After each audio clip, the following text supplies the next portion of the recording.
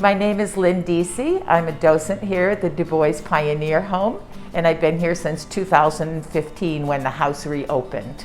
We're going to start over here at the mantle with the photos of Harry DuBois and Susan Margaret Sanders DuBois. And those photos were given to us by their grandson, John Alden DuBois. He is a retired pharmacist who lives in this area, and he had them in his house for 30 years. John Alden DuBois, to tell something about his history, he is named John Alden because of his maternal direct lineage and his progenitor, which is the first family from an immigrant family that comes to this country, was John Alden from the Mayflower. So he's a descendant of the Mayflower, and that's why he is so named. He is full of humor, very wise man. He gave us information on the piano saying, and you have to think about this, this is where he learned to sing a cappella. So I'll let you think about that for a while. Let's go to Harry. His ancestry was Huguenot history. And when they came into the country, they came in through New York. And they were seeking religious freedom and to find a new area to refine. And they made many of the towns in New York and New Jersey. At that time, New York was called New Amsterdam. And so the DuBois pronunciation, the French Huguenot pronunciation, then became DuBois because they were disavowing their heritage. He came down from Jersey Shore, that's where he lived, to work in the orange groves at Merritt Island as a teenager, and eventually moved to this section of South Florida with no family here. He worked in the orange groves for a while, and so he knew about bees and honey, and he had several occupations.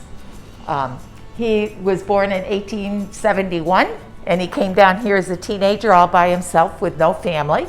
His wife, Susan Margaret Sanders, came here from Kansas, and her family heritage was basically from Great Britain. The odd thing about Susan was that she was already graduated as a woman from college and was a teacher. She came to this area because her father and her brother were already here. They have a very interesting love story about how they met. Harry's boss at the Jupiter Inlet Life Saving Station set up a blind date. They supposedly went to the top of the lighthouse, and when he saw her face in the light, he was smitten, and he wanted to get a young college-educated teacher. It was very unusual, and they ended up married within a few months. Harry lived till he was 53 years old. He died in 1924. Susan, however, lived until 1977. She was 101 years old.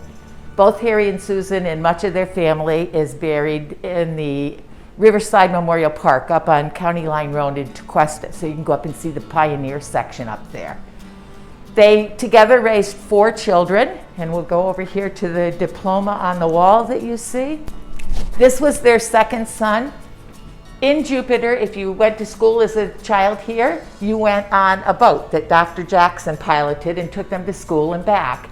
When they came back from school, they probably fished and brought home stuff for dinner. They had only through 10th grade in Jupiter, and so if they wanted to get a high school diploma, they had to go to Palm Beach High School, which is now down by City Place.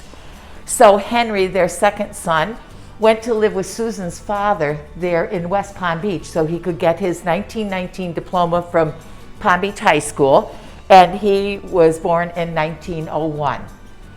In the rest of the episodes, you'll see different information on the house, more about the area history and the family. Enjoy.